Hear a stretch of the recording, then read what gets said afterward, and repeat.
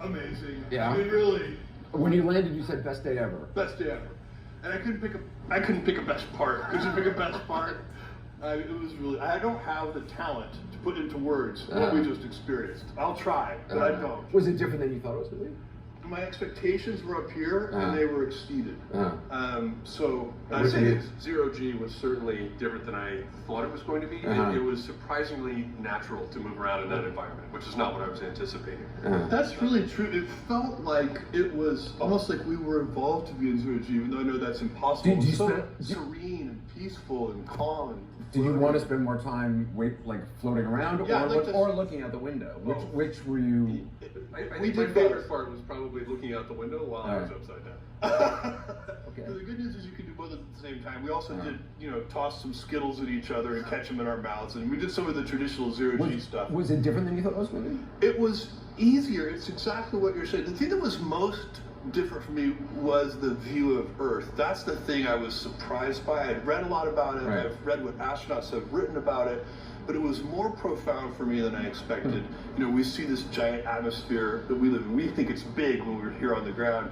You get up there, and it's so tiny, Anderson. It's a small little thing, and it is fragile, and it gives you, it kind of drives home that point that we know theoretically that we have to be careful with the Earth's atmosphere, but it really makes it very powerful and real. Does this harden your commitment to space exploration?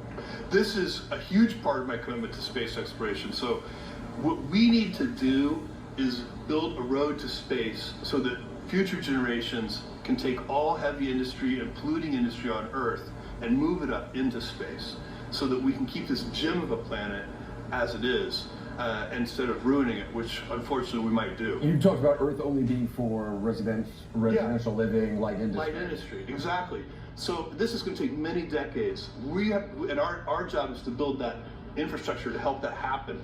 But over time, it makes sense. We shouldn't be doing polluting things here. We've sent robotic probes to every planet in this solar system. This is the good one, Anderson. There aren't any other good ones. And so we should protect this one.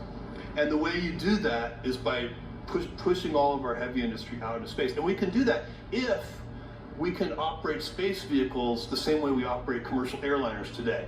So that's what Blue Origin is about. That's what the New Shepard tourism mission is about. This suborbital tourism mission lets us practice over and over and over, and so we can get good at it. And then our New Glenn program is an orbital vehicle that uses all those learnings to help take those next steps and build that road to space. Well, congratulations, guys. Thank you. So fun.